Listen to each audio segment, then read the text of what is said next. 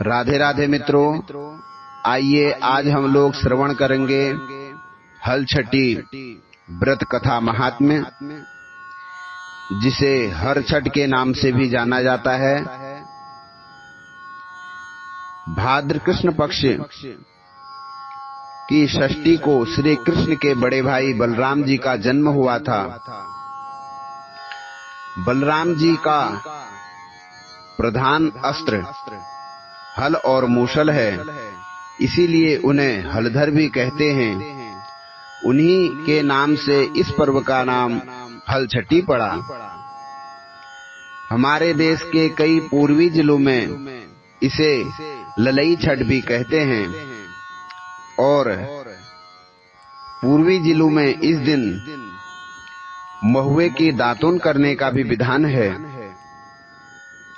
इस व्रत पर हल द्वारा जुता हुआ फल तथा अन्न का प्रयोग वर्जित है और इस दिन गाय का दूध दही का प्रयोग भी वर्जित है।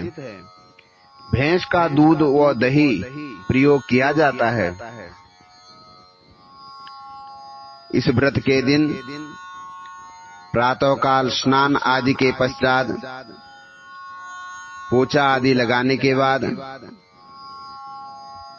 एक छोटा सा तालाब बनाया जाता है, जिसमें झड़बेरी, प्लास, गूगल की एक एक शाखा बांधकर बनाई गई एक छड़ को गाड़ देते हैं और उसकी पूजा की जाती है। पूजन में शतनाजा आदि भुना हुआ लावा चढ़ाया जाता है। हल्दी में रंगा हुआ वस्त्र तथा सुहाग सामग्री चढ़ाई जाती है और प्रार्थना की जाती है। गंगा केदारे पुरः कुशावर्ते बिल्लुके नील पर्वते स्नात्वा कनखले देवी हरम गंधवतीम पतिम ललिते शुभगे देवी शुभ सौभाग्यदायिनी अनंतम देहि सौभाग्य महाम तुभ्यम नमो नमः।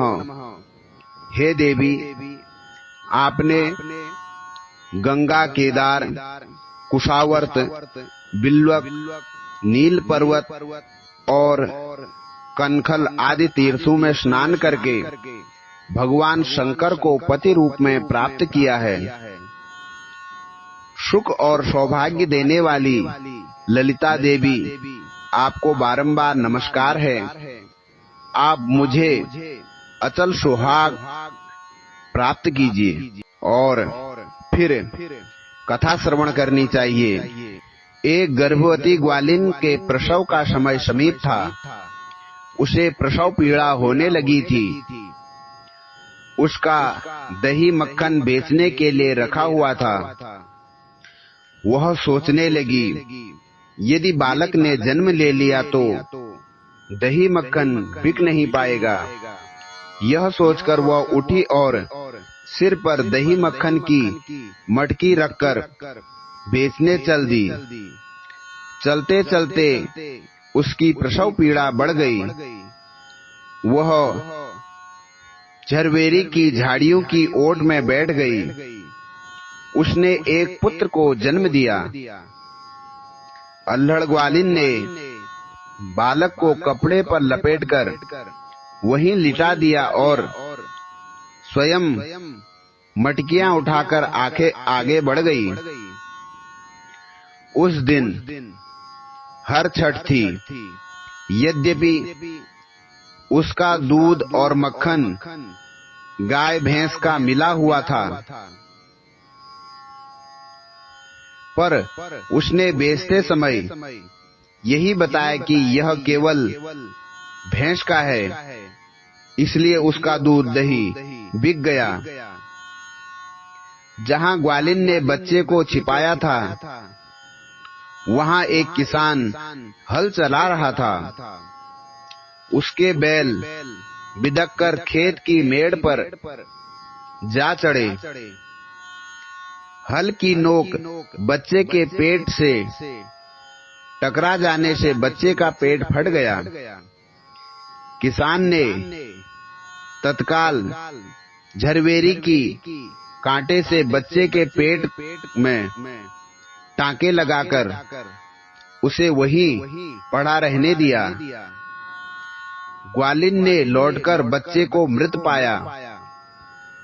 ग्वालिन ने सोचा, यह मेरा पाप का फल है। मैंने आज हर छठ के दिन व्रत करने वाली अनेक स्त्रियों को गाय का दूध दही बेचकर उनका व्रत भंग कर दिया है। उसी का मुझे दंड मिला है। यह मेरा बच्चा मर गया है। उसने सोचा कि मुझे लौटकर अपना पाप स्वीकार करना चाहिए। वह लौटकर वहां गई जहां उसने दूध दही बेचा था। उसने गली मोहल्ले में घूम घूम कर अपने दूध दही का सारा रहस्य जोर जोर से आवाज लगाकर प्रकट कर दिया। यह सुनकर स्त्रियों ने अपनी धर्म की रक्षा के विचार से उसे आशीर्वाद दी। जब वह वापस उसी खेत पर पहुंची तो उसे उसका पुत्र जीवित अवस्था में मिला। उसी दिन से ग्वालिन ने पाप छिपाने के लिए कभी झूठ न बोलने का प्रण किया। बोलो लक्ष्मी नारायण भगवान की जय।